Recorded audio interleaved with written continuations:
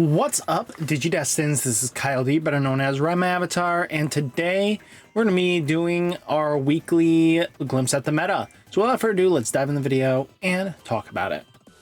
So taking into the account of what's going on with the meta, we have none other than Adventures picking up steam. We're at 10 plus wins this week. Again, similar to last week, it was kind of ticking up steam once one took up wins with it. It's just a pilot dependent deck and it kind of gets there, right? Then you have Royal Knight still being king of the ring. There's no surprise there. You have blue green Imperial Dramon, Sakuyamon X doing some shenanigans, plus Phoenixmon with the Megidramon bottom end. Then we have Megidra package just kind of going off. Like, no surprise, once you have the Growl X bottom end, it just has some great, movement. Mastemon's picking up steam, guys. Noticing that lately at local level scenes, Maste is just doing really well. At the end of the day, if the deck is for you, go for it. But we know that Maste just is going to get a ton of support, so I wouldn't be surprised if this support climbs. Purple Hybrid doing some shenanigans as well. Galacti always putting in that reps. Gallantmon X is doing really well. Zephyga Ace. Well, Zephygamon doing its stuff. Heroes is actually starting to get some momentum as well and holding a bit of decent headway. Red Purple Imperial Dramon getting some reps. 3 Great Angels. We have Blue Hybrid doing something. We do have none other than Galaxy doing its thing. Hunters doing their things, even Alphamon and Levia and 7 Great Demon Lords getting some wins. We had Dynamon, Examon, Kazujimon. We had all these low-end one-ofs that are kind of interesting to see that they make anywhere. Nature Spirits, crazy enough, Beelzemon, Lord Nightmon, and Jessamon all taking at least one victory win at this weekend. So first off, let's take a look at none other than Dynamon. So it's always good to see what they're kind of trying to tech in, and sometimes it's hit or miss on what they're planning. I do like Elizamon in there because at least it is a Liberator, but it's also a Reptile or Dragonkin trait. So reptiles, you'll be able to grab all your pieces. If I remember correctly, this is a dinosaur. Nope, not reptile. Let me double check that. Dragonkin or reptile or Liberator. They're all Liberators, so that kind of makes sense, right? Then you can get like your targets like the Agumon Liberator. Not Gutsu, but this Gasamon. Mema Mutant, nope. Dinosaur Liberator, not just Dinosaur. But at the end of the day, the deck has a lot going for it in the right direction, right? You have like Ken being Ken. You have Garnet Memory Boost, Green Scrambles, just all great support for the deck just to be able to do what it does, because Dynamon being able to have Fortitude and the ability of just being on play and, when Digivolving, delete one of your opponent's Digimon. One of your opponents suspending Digimon with the lowest DP, that's really powerful. And then making it so that your opponent has to swing into this thing is always a challenge for them to kind of get the right numbers, because even if they take it out, there's a chance that if it had a source underneath, boom, it's just going to come in and ruin your day. Are you kidding me? I just did this.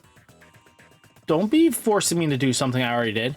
Now, Adventures is very interesting. They decided to go with a top end with Medieval and Zephyga Ace, which is quite interesting in its own right? I mean, using Mega Kabutery and Lilymon for an adventure top end might be something interesting for some players and might be worth taking a look into if you guys are really excited to try it out. But let me know down in the comments, what do you guys think? Even taking a first place in an Evo Cup is very interesting enough, right? Now, we do have the Beelzemon list. Taking first place doesn't have any real location, but it's just always good to see because Beelzemon is a fan favorite and getting more support, so that leads into more hype. So it's just something to think about. Now, we do have this interesting list. This came from Eagle Nest's 14. This is basically Guillemon Rush. So the premise is using the, Growlmon X, but with the combination of going into Cerberusmon to be able to trigger the draw 2 trash 1 with your Cerberus werewolf mode, because it's going to delete one of your Cerberuses anyway, which will proc all your memory boosting. So I see where they're going with it, and it's a very interesting loop cycle,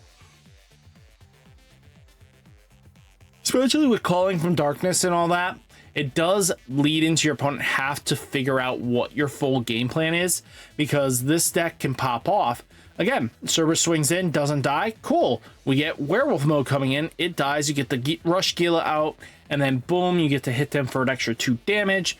And I think this is just a very good low to the ground. Using Demonic Disaster, being able to deal with what your opponent is pushing out, especially because, again, you don't care if your stuff dies because you're going to gain the memory anyway. So at the end of the day, this seems to be another low to the ground reason probably why this boy is going to get hit along with Gravity Crush.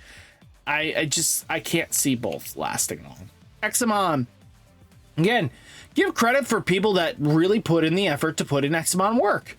Guys, don't let their hard work go to waste. I think this is a really good thing for players like this.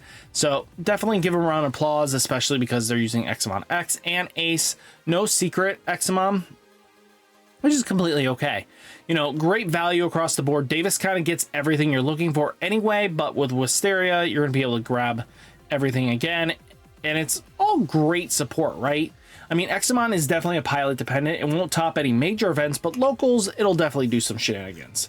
Now, again, I want to take a look at Kazuchimon because it's very little does it actually do well.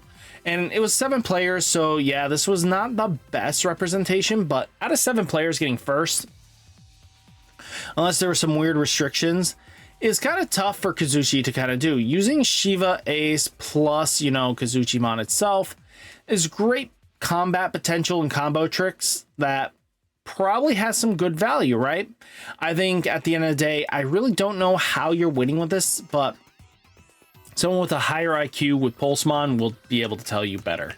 Now, we do have a Nature Spirits. I always like to show these off, especially when we get some nice hot one-ups. Like Metal Edamon's a very unique take. You know, Saber Leos plus the Hercules Kabuteri. All great stuff. The deck can put in work, and that's really what their goal is, right? You know, even just having, you know, opponents turn, your opponent can't reduce the evolution costs, really solid. You know, having Otamamon being able to reduce play costs, all lead up just to being really good. And it's an insectoid trait, so it gains some, you know, being able to follow through with the deck's main goal line. So yeah, it's not Nature Spirits, but it could have been, which would have been even better.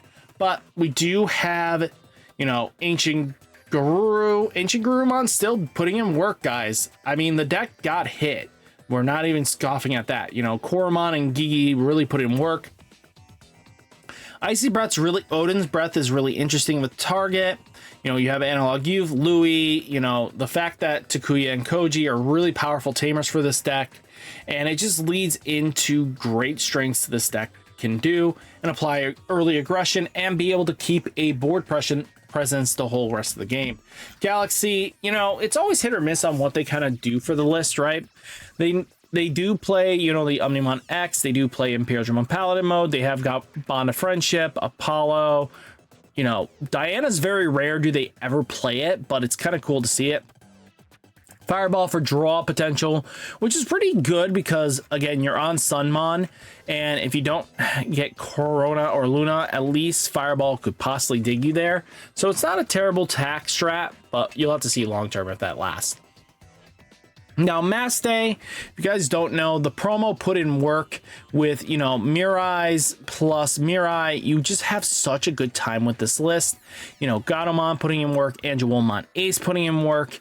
The deck went from Sleeping Giant to now just a meta threat. And again, the time will show up as more and more support in BT-22 comes forwards. We'll see some change up.